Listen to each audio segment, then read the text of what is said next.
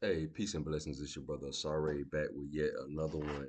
Um, yeah, peace to the true and living, man. If you're watching this video, who's the true and living? You are the true and living if you've been following along. Nice to meet you. We're still kind of moving forward in our whole discussion as far as the portion of true master that we refer to as self to others. The book has three portions: self to self, which is some of the more the information that's linked more to the experiential, honoring yourself and all that stuff like that.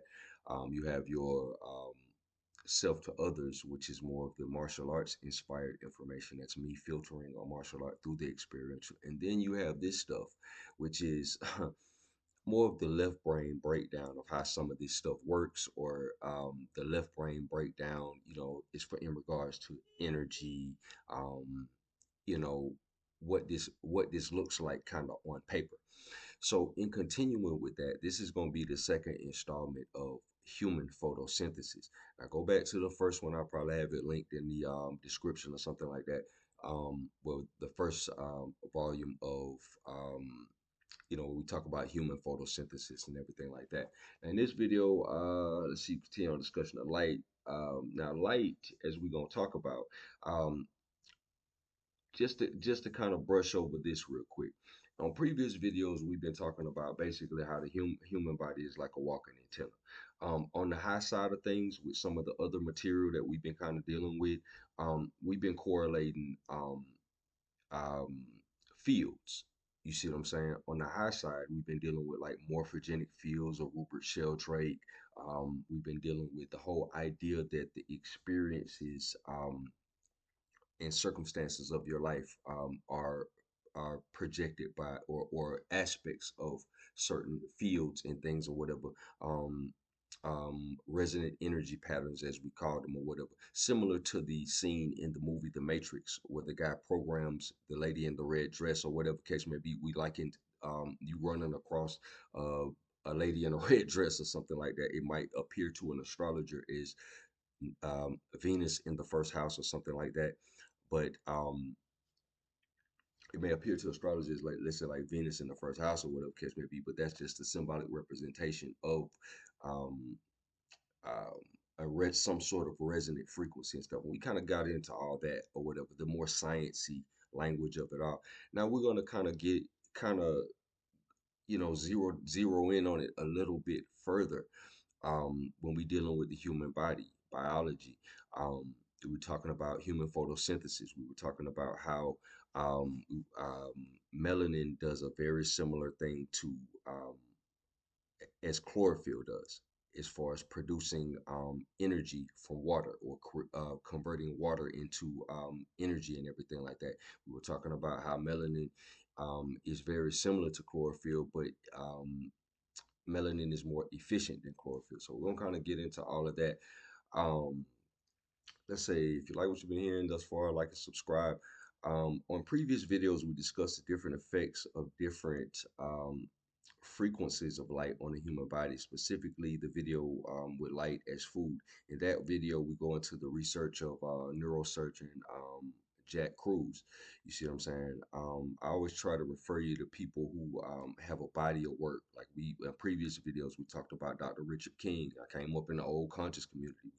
We talking about Dr. Richard King. We talking about Dr. Jewel Pookrum. So those are like foundational um, people as far as the study of melanin from where I come from. Um, over time, over time, me personally ran across, other people in regards to, the neurosurgeon Jack Cruz and everything like that. All of these people have bodies of work that you can kind of, or at least books out that you can kind of, you're not just relying on something that I say in a video or whatever. I encourage you to look up books and go down the rabbit hole on your own, or what have you. You'd be surprised what you find. So let's see. There are several other doctors that talk about this, what we're about to talk about. Now, I'm just going to briefly gloss over this. I may do another longer video on this, but one thing that is talked about when we talk about the different frequencies of light, talk about the difference between, let's say, like blue light versus red light. Now, I'm gonna just gloss over this real quick. This is something that a few more doctors talk about. Dr. Cruz talks about it. Dr. Alexis Cohen talks about it. Dr. Andrew Huberman, he talks about it. Dr. Mike Veroshovsky, he talks about it. And that's just a few people who talk about this whole thing with the red and the blue light. So with the blue light is the light that our cell phones and things emit or what have you. Different colors of light equate to different frequencies of light. And as we're about to see, um, light affects human biology and everything like that. So different frequencies of light make the cells do different things or make the body do different things, secrete different hormones, chemicals, things of that nature or what have you. Let me see here. Okay, so when we get into the effects of blue light on humans, right? Blue light is a portion of the visible light spectrum that has been linked to various effects on human health. Now they list the AI on Google is gonna. And I'm just doing, like I said, I'm just skimming this.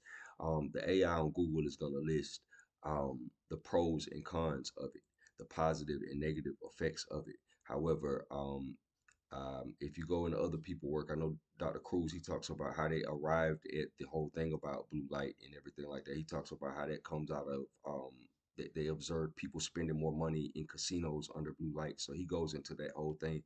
Um, uh, let's say the negative, but we want to get into the negative effects of blue light.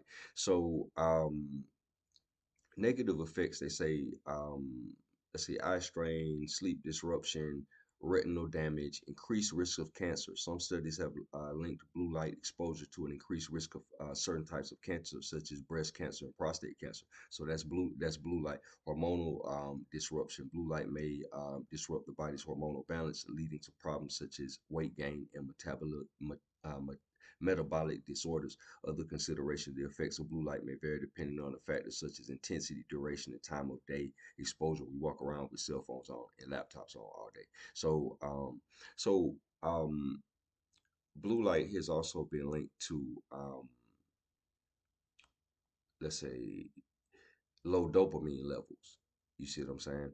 Okay, so what are the symptoms of low dopamine levels? Okay, and you live in the same society that I live in with computers and stuff like that, and people's dependence on technology and people's zombie-like social interactions of this day and time, as opposed to before there were computers and the internet and everything like that. So you tell me. So we're gonna read what low dopamine, the symptoms of low dopamine.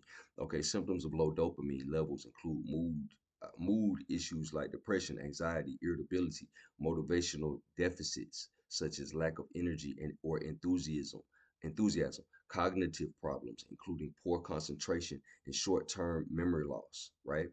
And physical symptoms like tremors, muscle stiffness, fatigue, chronic fatigue. A lot of people complain about that. And sleep disturbances, a reduced sex drive, and loss of interest in activities that were once pleasurable are also common. So, low dopamine levels kind of correspond to this whole thing with blue light, and that's just a skim. Like I said, it's there are numerous doctors that talk about that. Um, that kind of go into the thing about the blue and the red light. Um, let's see here. Moving right along. Okay, so okay, and I'm gonna okay. In the previous video, we referenced Dr. Cruz's work. One last thing. He differentiates. It's a lot of it. It's a lot of individuals that deal with this electrical paradigm of the body. I know one of the more notable individuals. I got his book somewhere around here. Dr. Jerry Tennant. He has a book. Healing is voltage. He's one of the more outspoken proponents of the electrical body. Or you know, that book, Healing is Voltage, is it's almost reference like it has a lot of good material. Um, um, I reference Dr. Cruz's framework because of the fact, let's say here, he describes decentralized medicine as medicine which is focused on mitochondrial DNA and mitochondria itself specifically, as opposed to solely RNA and DNA. So in his model or his kind of talking point, he kind of brings that out of it. Okay, what is the relevance of anybody even saying something like that? Okay, so this is my crude drawing of a cell. Okay, if y'all can see that. Okay, so this is a cell. If y'all can see me labeling this, some of the organelles and all that on the cell or whatever. This is the cell, the nucleus, nucleolus, and all that stuff like that. This is the mitochondria. So this is nuclear DNA, right? This is real crude. Y'all know how I get down. So this is nuclear DNA, right? Coming out of your chromosomes, coming out of the nucleus of the cell. This is what we're traditionally taught to kind of deal with when we think about DNA. So in this other paradigm, you see what I'm saying? We're going to deal with mitochondrial DNA, or this is what Dr. Cruz kind of talks about, mitochondrial DNA. Now, the mitochondria is important as far as the DNA is concerned, or as far as its approach per se, because mitochondria is where the energy in the cell is made, or is considered the powerhouse of the cell, and the DNA coming out of the mitochondria comes from comes from the mother's side or whatever case may be. Now, fun fact: when we talk about if you Google if you kind of like a Star Wars person or whatever, and you look up Star Wars, and you're into Star Wars or whatever, the mitochondria in the cell is kind of like how they say they arrived at the idea of midichlorians in Star Wars. Y'all look up midichlorians if you don't know what that is. Anakin Skywalker was the chosen one because he had a very high midichlorian count. He could sense the Force. The higher, the higher your midichlorian count. They put things in movies. I'm not, trying to sound no kind of way in this. He had a high midichlorian count, so he was extra sensitive to the Force. So all your Jedi and Sith have high midichlorian counts, so they can sense the Force and use the Force and all that stuff like that in the mythos of Star Wars. So correlating that. So dealing with the mitochondrial DNA is gonna be more energy based or whatever. That's how we get this whole thing with light and everything like that. So um, let's see here. Okay, so this go back into what we've been discussing. If you've been following a lot of others itself about energy, about medicine deviating. In a lot of the videos, we were talking about Eileen Day McCusick and her acoustic healing modalities and everything like that. She deals more so with the human biofield. We're gonna get into the cell in this video. So this goes back into what we've been discussing. Let's see if you've been following it about medicine deviating from a more biochemical model into a more energetic model. In a more energetic based model. This is in the same line of thinking. Let's see, the focus on the mitochondria creates a focus on energy, like how we just said, how mitochondria being the powerhouse of the cell. So, okay, so the standard definition of a mitochondria is an organelle that generates most of the cell's energy in the form of ATP. Now, just a disclaimer on this. We'll kind of get into some of this. It ain't gonna be too medical terminology. It's not gonna be too heavy on the medical terminology. I'm not a doctor. I'm not a medical student of any kind. You don't have to be a medical student to understand this. It's relevant just to make an effort to at least kind of wrap your mind around it a little bit because you're dealing with your human biology and the things that's gonna kind of like make you healthy or cause your health to deteriorate. So it's worth at least wrapping your mind around it to a reasonable degree. You don't have to be a freaking medical student. I'm not a medical student. So in Dr. Cruz's work, he challenges the notion of energy produced by ATP instead of his framework deals with something more akin to human photosynthesis. So we're dealing with the mitochondria in the cell and everything like that. And they talk about even cell respiration and everything like that. It's associated with the act of a semiconductor and everything like that. He cites the work of Gilbert Lane to support this. This suggests an emphasis on melanin, like how we've been talking about before. Remember, we said melanin let's see, melanin has this thing. that it does with water. It dissociates the water molecule or what have you, or it deconstructs, reconstructs a water molecule. It takes energy out. It uses the water molecule to get energy out of it and everything like that. It extracts energy from it more efficiently than chlorophyll does the same uh, process.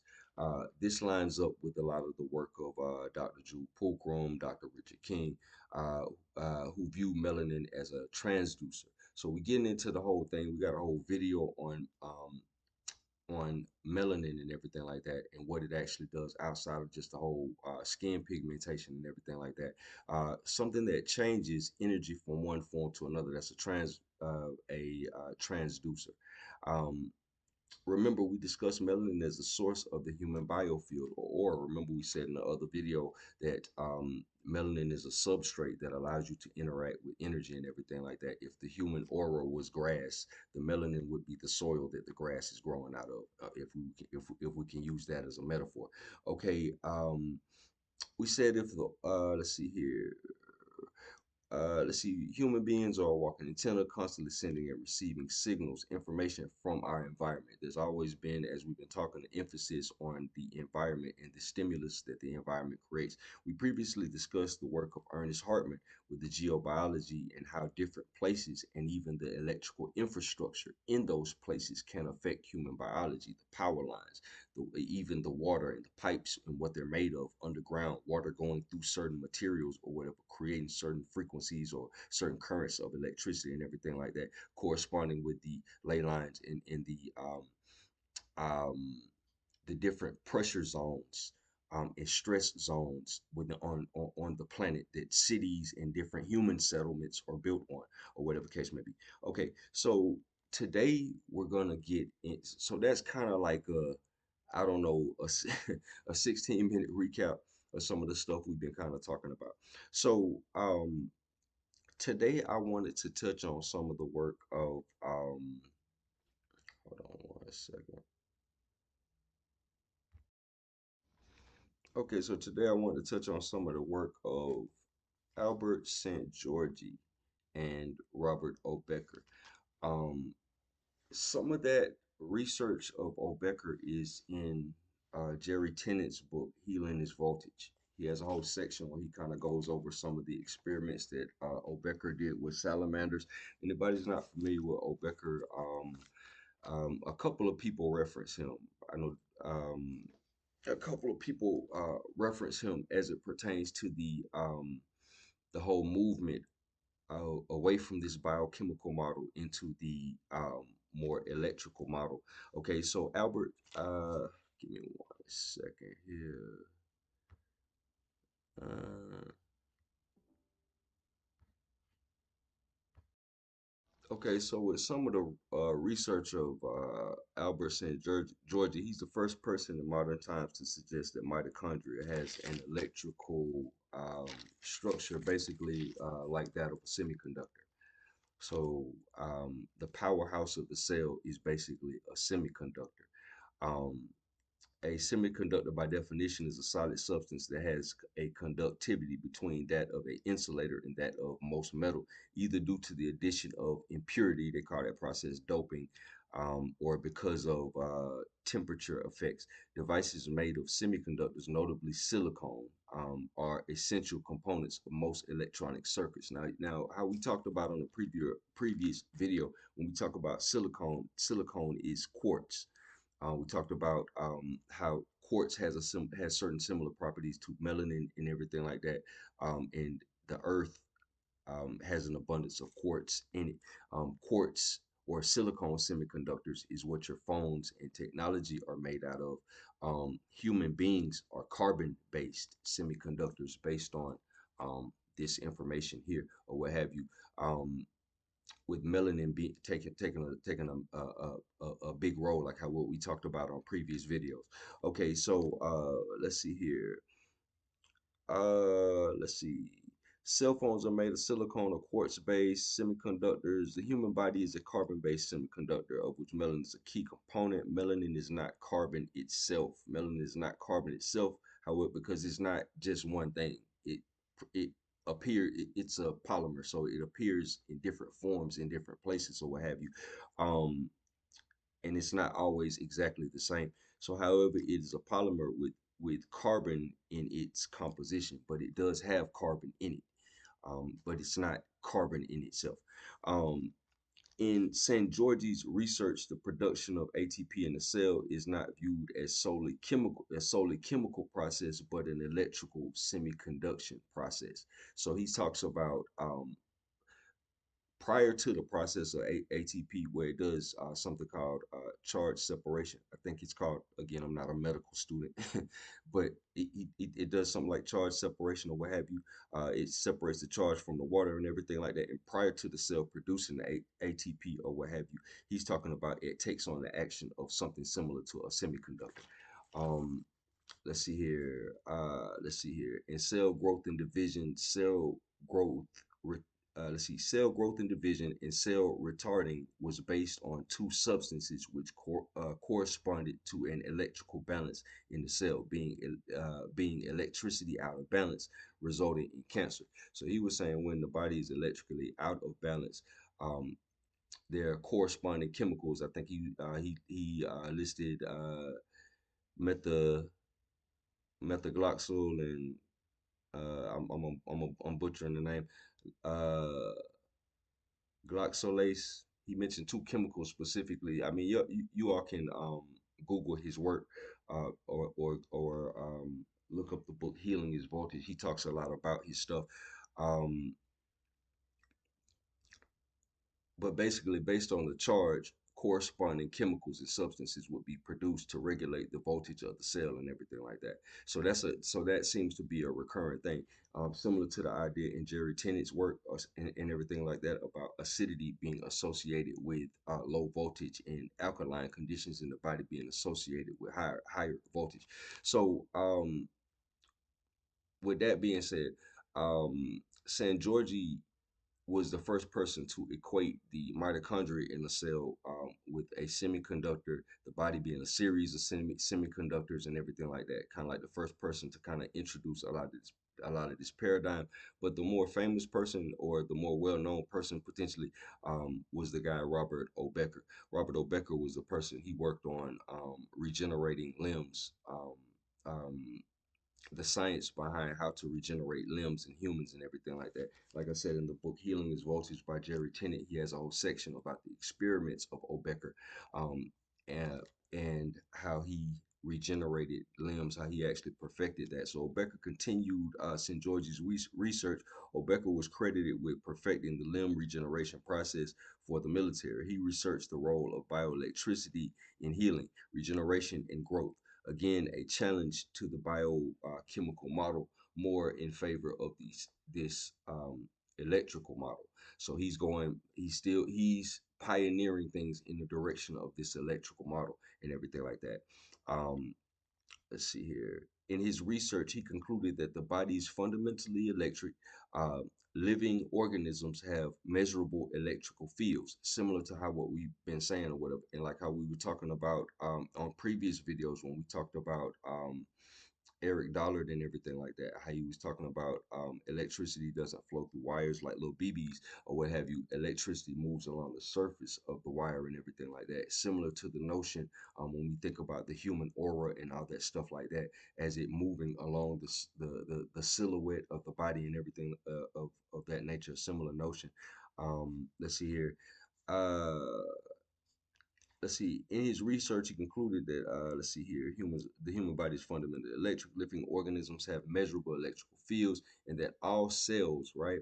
All cells maintain a specific electrical charge. So this is very similar to the notion of alkaline and acidic. And if you tie it into the high and low voltage thing or whatever case may be, this electrical system is key to the intracellular communication and the regulation of physiological processes. Intracellular communication, that's something Dr. Sebi talked about a lot.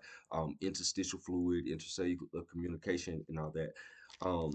Bioelectricity and regeneration. So let's see here. Let's get into some of this. Uh, okay, so to kind of go back, to go back a little bit. Albert Szent-Györgyi, going back to his research. Now, this is the guy before Becker.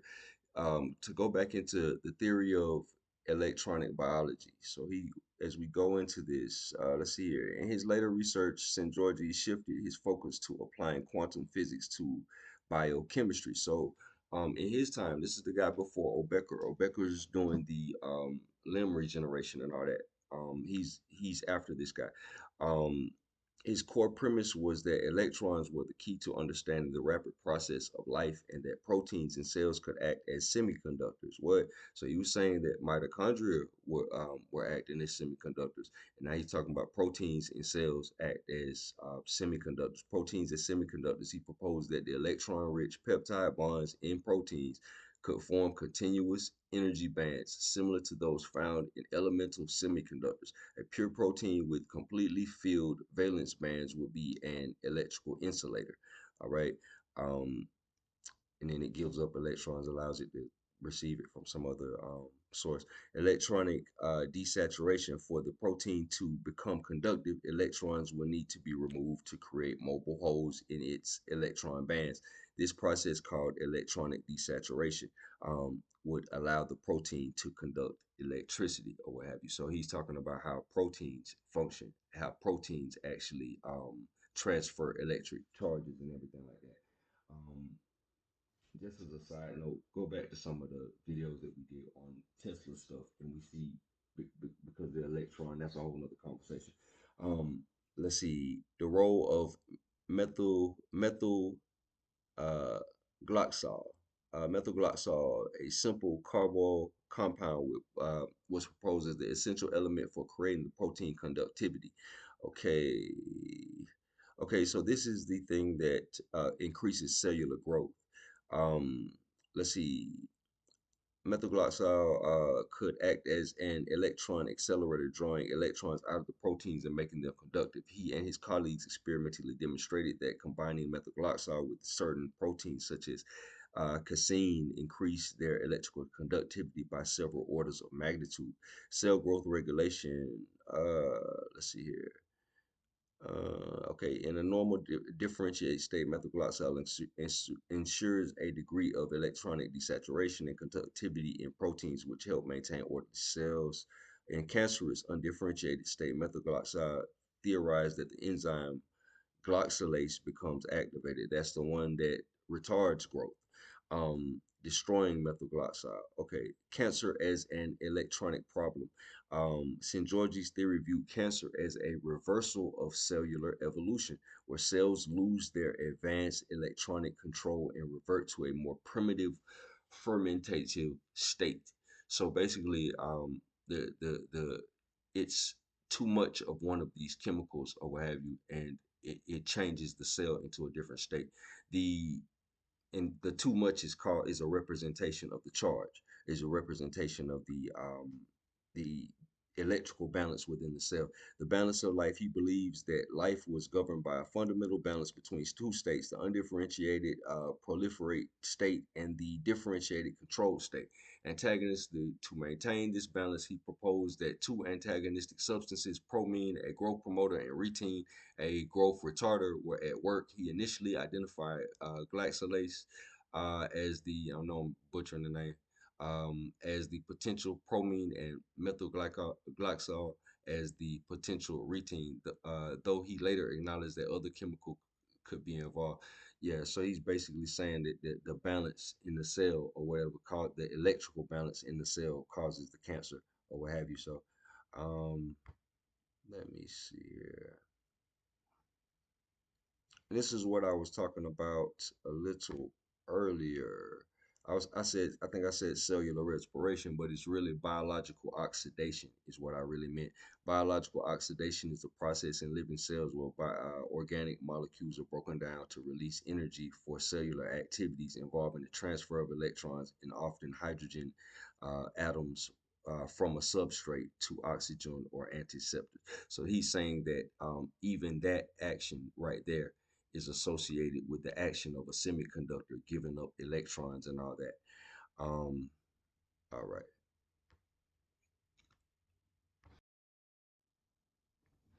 Okay, so back to Becker. So I just wanted to kind of, I don't know, revisit that. Okay, so back to Becker. Becker, an orthopedic surgeon and researcher, proposed that living organisms have an intrinsic direct current um, electronic control system that governs healing, regeneration, and growth. His work, though controversial, challenged the exclusively biochemical model of biology by emphasizing the role of bioelectricity. Okay, the body's electrical DC control system, Becker proposed that living tissues function as biological semiconductors. Living tissues function as biological semiconductors.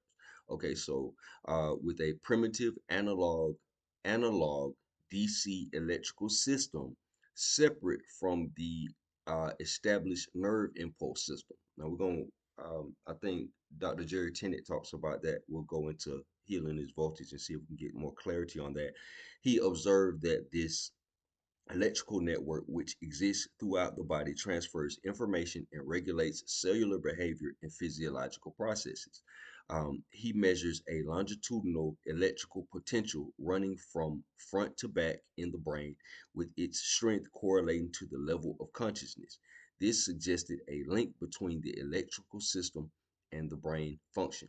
All right, so 1 second here.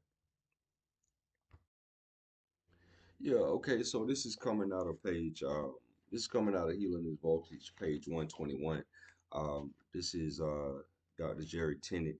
Analog paraneural nervous system. Robert Becker was an orthopedic surgeon. His classic book, The Body Electric, is a most read for anyone interested in healing. He became interested in the fact that if a human loses a piece of bone, his body will make more bone. If you lose a piece of any other tissue, it is replaced by scar tissue. In the human, it was believed that only bone is capable of regeneration. We now know that all tissue can regenerate with proper condition. Regeneration is the ability of lower animals to replace missing body parts. It is particularly evident in the salamander. For this reason, Becker decided to study regeneration in the salamander. The salamander has essentially the same anatomy as the human, meaning the same number of bones, muscles, and nerves in the same arrangement. The salamander is capable of growing an exact replacement of an arm, leg, ear, eye, up to 1/3 of its brain, almost all of its digestive tract, and up to half of its heart. If you poke out a salamander's eye, he simply grows a new one. If you cut off his arm, he simply grows another one. The question is, why can salamanders grow new parts and we cannot? The salamander is so efficient at regeneration that it does not get cancer.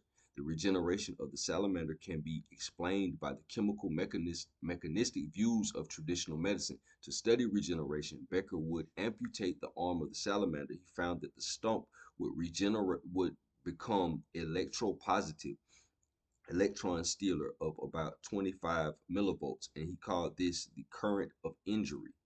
The skin would grow over the stump. The cut ends of nerve in the stump would connect with each skin cell called neuroepithelial junction. As soon as the neuroepithelial junction formed, the reverse polarity changes normal cells to adult stem cells, right? The cells are turning into something else as a result to some sort of frequency. Okay, a process that was named blastema by Thomas Hunt Morgan. The mass of primitive cells that appear between the cut end of the stump and the NEJ blastema or stem cells are primitive cells from bone, muscle, etc. that have de-differentiated back to the embryonic state as soon as they form. The voltage goes to -30 millivolts, electron donor. Becker found that if he removed and re-implanted the blastema before 10 days, it grew a duplicate of the organ it was near. For example, if he amputated an arm, made a slit near the salamander's tail, and implanted it, a new second tail would grow. If he implanted it near the hind leg, that salamander would grow a hind leg. Then he found something else unusual. If he removed and reimplanted the blastema after 10 days, it grew a duplicate of the organ it was from. For example, if he amputated the arm but waited more than 10 days after the blastema formed to remove and implant it near the tail, it grew an arm out of the tail area instead of another tail. Okay, so basically it was no longer in its primitive state. Thus, the blastema was was being programmed, what it was to become during the first 10 days. Um, Becker wondered how the blastema was being programmed and assumed it was a nervous system. He then cut the nerve going to the arm and then amputated the arm. To his surprise, nothing changed.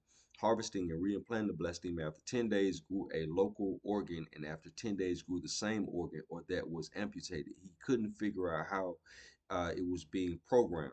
All right. Let's see here. Becker went on to discover that we have an entire second nervous system. Just fast forward to the punchline because it's a little bit more in between. Becker went on to discover that we have an entire second nervous system made of fibrous tissue surrounding our nerves. He named this the analog paraneural nervous system. The nerve impulse nerves of the brain and body are digital. That means that information is in discrete steps of on and off. It is sensitive to the frequency of the signal. It is sensitive to the frequency of the signal. It controls the conscious mind and the autonomic nervous system, automatic control of blood pressure, breathing, etc. The second nervous system of the body is the paraneural system of glial cells and Schwann cells, etc., that surrounds the other cells. It is an analog system, meaning continuously variable strength of signal, direction, flow, waves of strength. It controls growth, healing, biological cycles, etc. So he goes into all of that. Okay, so he mentioned something in there in the book. I'm just taking it to the internet now. So that was a little section out of Healing is Voltage by Jerry Kennett. Um, so just to kind of touch on what he was talking about, de-differentiation, based on the work of Dr. Robert O. Becker, de-differentiation is a process where mature, specialized cells revert to a more primitive state, embryonic state. So this is what he was talking about, the 10-day thing, or whatever case may be.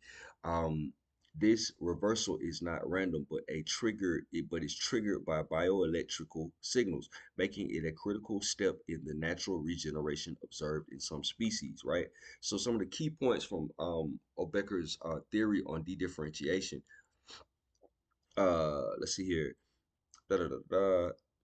Triggered by electrical signals. Becker's research found that electrical currents and fields play a critical role in initiating de-differentiation, right? Turning the cell back into its primitive state. And amphibians like salamanders, the nervous system provides these signals to the site of an injury. His work challenged the biochemistry focused approach of most of his contemporaries by emphasizing the bioelectric nature of living organisms. Okay, so he's challenging. So again, he was one of the guys that challenged this whole paradigm. This is kind of like the root of that, what we were talking about when we were referencing, like I said, some of Alan Day McCusick stuff, some of the other energy healing, energy body type of um, proponent people and everything like that. This is kind of like one of the first people that really kind of fleshed that out, and he's kind of taking it from a cellular level as well as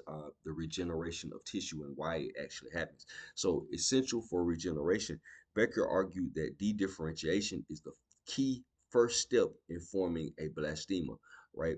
A mass of undifferentiated cells that can then grow into a new limb or other tissue. This was a significant finding as it provided an alternative to the prevailing theory that regeneration relied on migrating stem cells, right?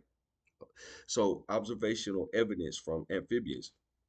Much of Becker's work centered on studies of amphibians, which have powerful regenerative capabilities. He observed that during fracture healing in frogs, red blood cells, which unlike mammals contain a nucleus, would de-differentiate into primitive cells. Mammalian limitations in stimulation. Becker explored why mammals have limited regenerative abilities. He found that a key difference was the absence of a nucleus in mature mammalian red blood cells. To overcome this, he experimented with stimulating de-differentiation in mammals such as rats using external electrical currents. So it's a similar thing when we get into things like and I might do something on that since I got one right here, or a version of it. The When George Lakowski, um, he came with the multi-wave oscillator. That's what these antennas are. It's a a similar a similar idea. Um, Therapeutic applications of humans. Becker investigated how dedifferentiation could be induced in human patients for therapeutic purposes, such as in wound and bone healing. Silver iontophoresis, I know I'm mispronouncing that, however, a notable method involved using low intensity direct current and silver ions, which introduced into a wound, the electrical current would drive silver ions into the tissue. So it's a method of wound healing. Um, yeah, so that's kind of like I don't know, similar to how people with an abundance of melanin, keloid and everything like that. I know back in the day, Dr. Jewel Pookrum, she talked a lot. She made references to things of that nature, being able to regrow limbs and things. Melanin's ability to do that or what have you. This is one of the scientists who kind of actually pioneered a lot of that work or what have you. But the healing process basically the healing process is affected by electric fields and things. So moving right along with that. Okay, and just touch on this. This is that process that Becker developed, an iontospheric uh, ion iontospheric system. I have to look up when y'all look up Becker, y'all will see the technology he designed and everything like that. Refers to the tissue regeneration and wound healing system developed by Robert O. Becker, which uses a low intensity direct current to introduce silver ions into wounds from a silver containing anode to promote healing and tissue regeneration. This method delivers silver ions to a wound site where they act as both an antibiotic and a biological inducer, causing local cells to de-differentiate and form a blastema, a type of embryonic cell mass that supports tissue growth or what have you. Something like a stem cell that can kind of become anything that it needs to be, similar to how he talked about in those experiments with the salamander. Let's see here. Obeka continues Szent-Györgyi's research, perfecting the limb regeneration process for the military. Hold on one second.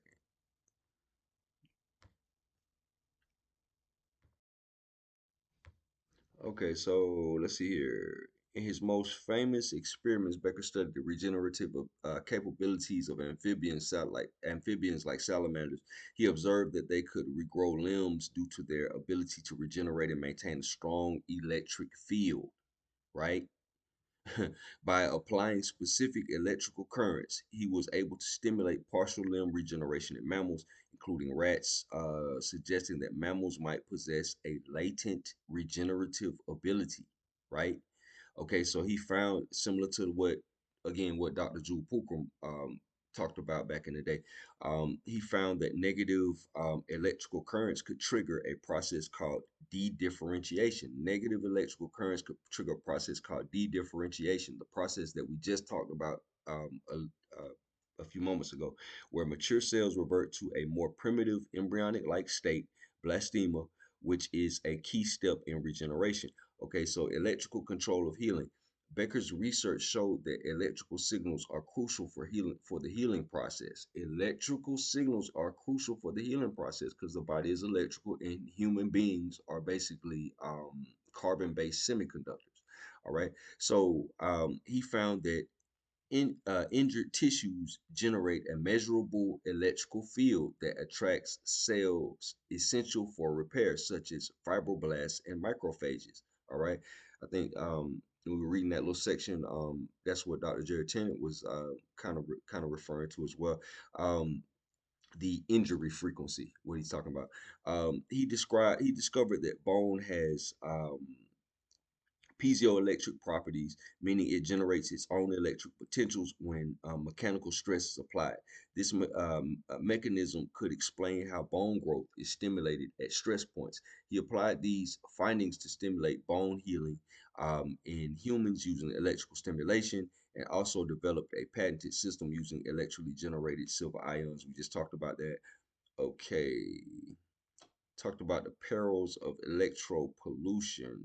Okay, quite a few people talk about that or what have you. As far as the various frequencies, I think we were talking about that. Ernest Hartman, we were talking about we were talking about the various frequencies in the various locations on the planet and everything like that, the infrastructure and everything, the electrical wires, the towers and all that, or what have you.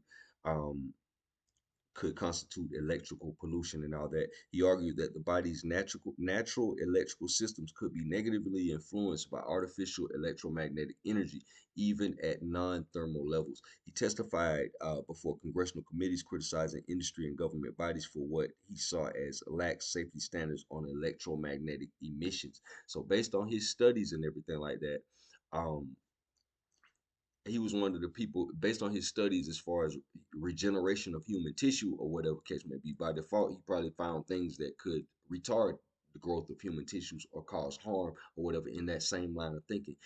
He was one of the people who kind of furthered the idea of the body being electrical and kind of moved forward and everything like that. So, one of the things he figured out was, a lot of the frequencies and things that we're surrounded by on a day to day or whatever are actually more harmful than suspected. And if I'm not mistaken, hold on 1 second. Yeah, Becker passed in I think 2008. Um, so a lot of the research he did was from the 60s. So that just shows how far. So in the 60s, they didn't have nearly the electromagnetic infrastructure built and the level of technology available to the public as we have today. So that's just some food for thought on that. Okay, Becker and his colleagues published a paper. So we're talking about photoconductivity and light. you know, um, Dr. Jared Tennant in his book, he talks a lot of, I think he talks about the photoelectric effect and everything like that. He goes into that. It's a whole section on that in his book. Becker and his colleagues published a paper in Nature in 1965 in photoelectric effects in human bone, and another in 1976 on photoconductivity in bone and tendons, showing that these tissues exhibit semiconductor-like properties related to light. All right. Now, all this stuff we talking about, like, correspond that back to some of the previous videos that we've done. The video about melanin and all that stuff like that. Well, how we were talking about I don't know, the human biofield and all that stuff like that. This is more dealing with the cells in the gross human body, bones and cells and human regeneration of tissue and everything like that. It's another level of this where you get into the human biofield and how the biofield stores memories and all that stuff like that. So as we can see from the various different videos that we've been doing on this topic or whatever, it's levels and layers to this. Okay, so let's see, in his book The Body Electric, Becker states that his team found bone to behave like a light emitting diode during an external light source, requiring an external light source to emit its own infrared light when an electric current was applied. This suggests that light and bioelectricity are intrinsically linked, right? And that let's see here. Okay, so this suggests that light and bioelectricity are intrinsically linked. Thus the title of the video, Human Photosynthesis. So that's the nature of a semiconductor or what have you, to let's see, receive light and emit some sort of particle as a result of receiving the light, and that the body's biological semiconductor network can process and respond to light, likely in the form of biophotons. However, his work does not detail exactly how light sculpts biology. That was another thing.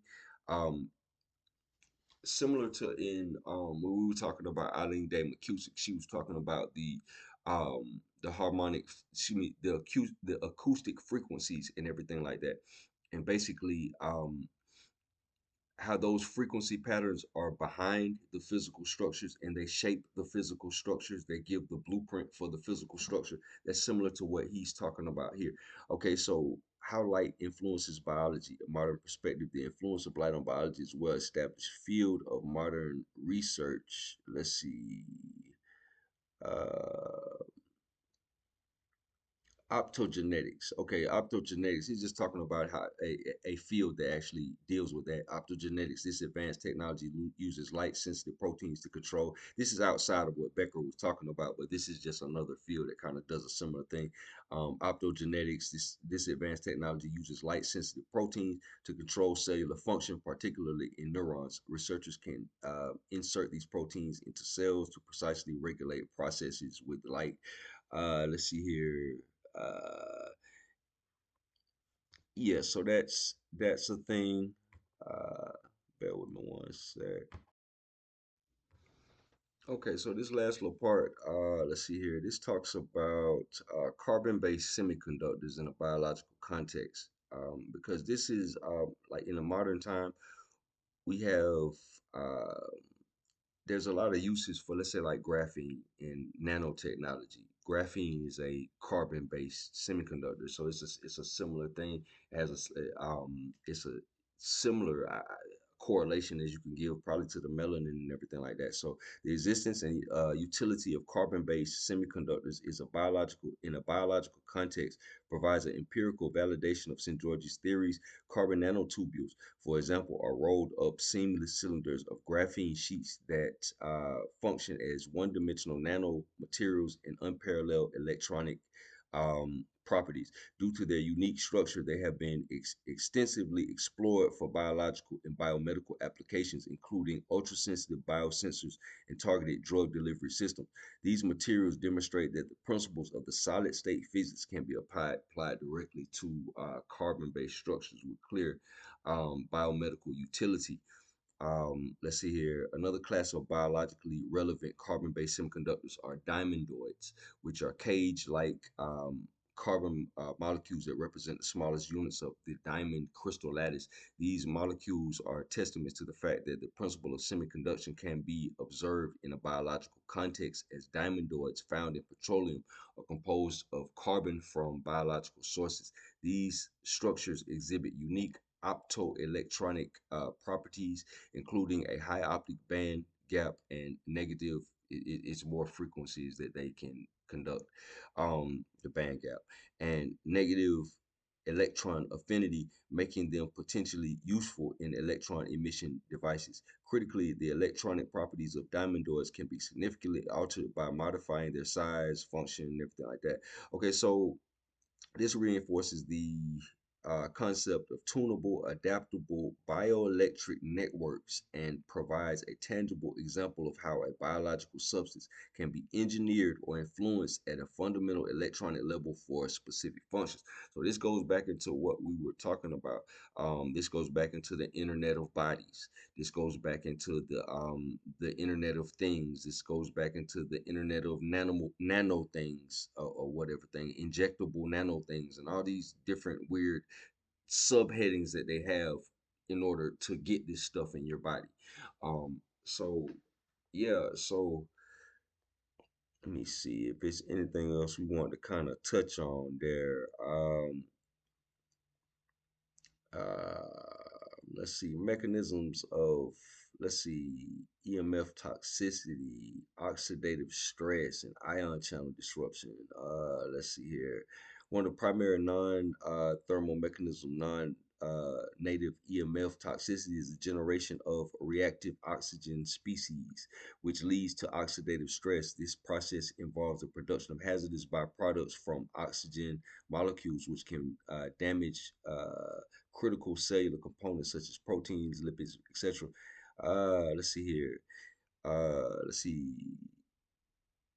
Reactive oxygen species production can cause widespread cellular damage and lead to a range of diseases. In addition to oxidative stress, research has shown that non-native EMF can disrupt the chemical structures of tissue by exerting a oscillatory force on free ions on both sides of the plasma membrane, causing them to cross it. This momentum of ions can damage the ion channels on the membrane, leading to biochemical changes and the impairment of all cellular function. So that's just, let's see, this molecular level explanation provides a modern framework for the systematic disruptions that Becker warned about. So toward the end of what we're talking about with Becker, him and his team were talking about potential dangers from overuse of or overexposure to electromagnetic frequencies. This is just one of those things when we're talking about non-native EMF and all that stuff like that. Let's see here, reactive oxygen species and all that stuff like that. Those are just terms that you can probably look up and kind of put more flesh on this whole little thing or whatever. But that's pretty much what I had for today. Wanted to kind of, I don't know, add a little bit more onto that. Um, yeah, if you like what you've been hearing, like and subscribe. We'll keep pounding this thing. We got a couple more that we're gonna do. Like I said, on this topic, like I said, the whole, health thing. Again, I'm not a doctor, I'm not a medical student, but this kind of bleeds into some of the other stuff that we've been talking about. We've been talking about the human biofield and all that stuff like that. Now we're coming down to the gross physical body and everything like that, talking about the ether and everything like that. So, this is just another level it corresponds on. Um, yeah, thanks for tuning in. Peace to the true and living, man. Peace and blessings, man.